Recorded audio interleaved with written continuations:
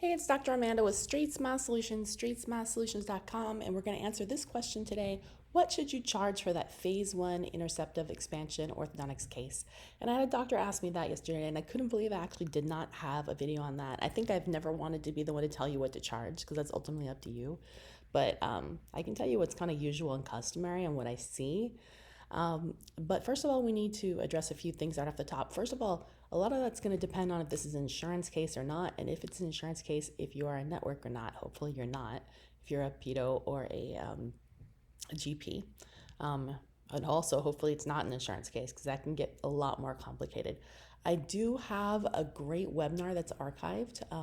Whether you go to gpwebinar.com where I archive my webinars, you go to my link tree, which is usually on my bio, or you can search for it within YouTube. Just go to the search feature at the top of my page, Straightsmile Solutions, all the way to the right where they have that magnifying glass, and put in the keywords orthodontic insurance. And there is a great webinar that I did with Bonsi Popat, who has her MBA, and she also runs an orthopedic practice in Phoenix. A lot of the questions were answered there. She also does have consulting. If you go to my website, Straightsmile Solutions, you go to classes, down at the bottom of those tabs, you will see consulting with Bonsi about insurance and billing and things like that. Her fees are quite affordable in my opinion, and she does offer a complimentary 15-minute consult with any of my referrals from my website. So you should definitely use her as a resource. So we won't be talking about, we're going to talk and assume that you can pick your price and it's not insurance. That's the way I'm going to be speaking.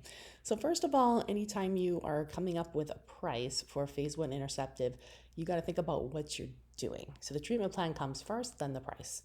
I don't know that many people that have a set price because phase one can be super easy, breezy, fast, like 4 brackets and done in 3 months. It could be super easy, breezy, fast, like 8 aligners and done in 3 months.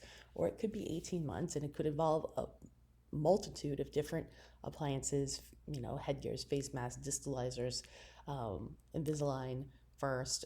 So your lab fee could be nothing. Your lab fee could be $200. Your lab fee could be $1,800.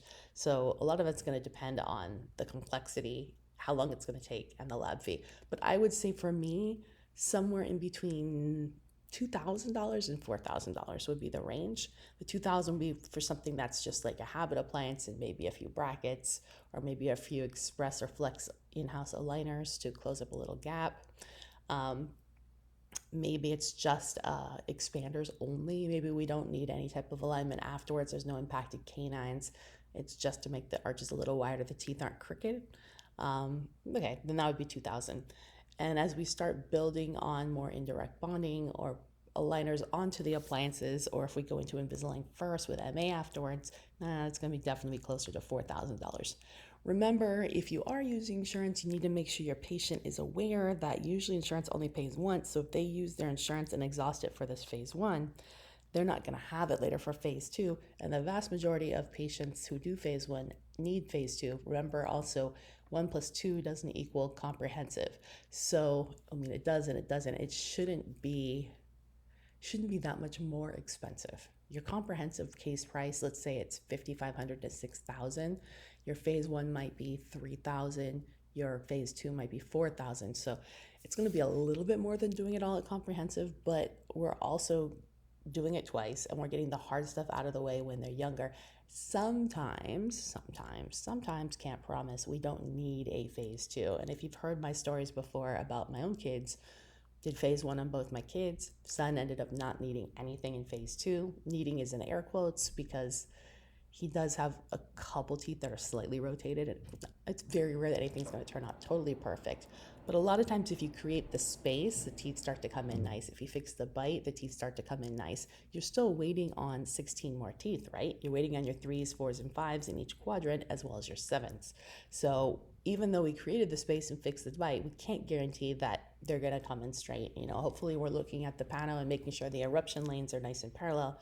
But still, funny things can happen. They might come a little bit rotated, but it tends to not be more of a functional or a health issue. It tends to be more of a cosmetic issue at that point. So it's often optional whether you're going to do the phase two or not. Kind of depends on which tooth comes in kind of funky.